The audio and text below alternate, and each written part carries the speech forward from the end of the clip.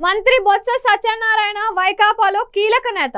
ఆయనది విజయనగరం జిల్లా చీపురుపల్లి నియోజకవర్గం. కానీ ఇప్పుడు వైకాపాలో అంతా బదిలీల పర్వం నడుస్తోంది. ఇదో కొత్త తరహా రాజకీయ ఎత్తుగడ. దీని ఆవిష్కర్త వైఎస్ జగన్. ఇప్పుడు ఈ కార్యక్రమంలో భాగంగానే బొత్స సత్యనారాయణ చీపురుపల్లి నుంచి భీమిలి నియోజకవర్గానికి బదిలీ చేస్తారనే వార్తలు వినిపిస్తున్నాయి. ఇవెంతవరకు నిజమో కానీ అదే జరిగితే బొత్సకు బేలు అనే చెప్పాలి. చీపురుపల్లిలో తెలుగుదేశం తరపున కిమిడి నాగార్జున పోటీలో ఉండబోతున్నారు. గత కొన్నేళ్లుగా గ్రౌండ్ వర్క్ బాగా చేసుకుంటున్నారు.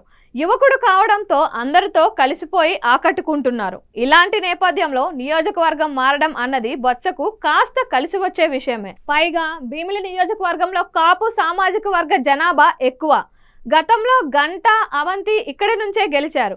అయితే రాజులు లేదా కాపులు ఇక్కడ నుంచి పోటీలో ఉంటూ వస్తున్నారు. అదీ కాక ఈ నియోజకవర్గం విశాఖ ఎంపీ స్థానం కిందకు వస్తుంది.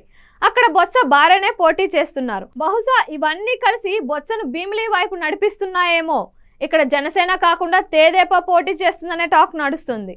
గంటా శ్రీనివాసరావు కూడా ఈ నియోజకవర్గం మీదే కన్నేశారని, మరోసారి ఇక్కడ నుంచి పోటీ చేయాలనుకుంటున్నారని కూడా వార్తలు వినిపిస్తున్నాయి. మొత్తం మీద భీమిలి సీటు ఆసక్తిగా మారింది.